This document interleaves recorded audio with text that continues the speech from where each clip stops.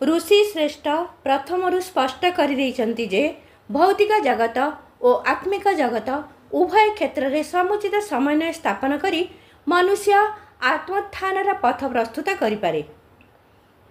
किंतु बाह्य आकर्षण विरत होई निजको पुरुषार्थ रे नियोजित करिपारुथुबा व्यक्तिंका संख्या अति अल्प।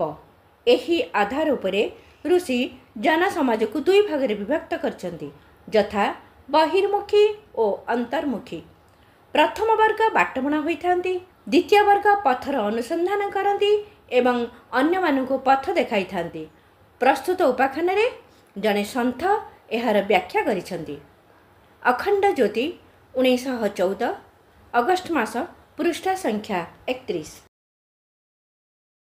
विचार क्रांति दूत यूट्यूब ओडिया चैनल को सब्सक्राइब करिया सह परवर्ती वीडियो प्राप्त करिया पई बेल आइकन दबांतु एवं विचार क्रांति दूत ओडिया फेसबुक पेज सह जोड़ी हुंतु। धन्यवाद।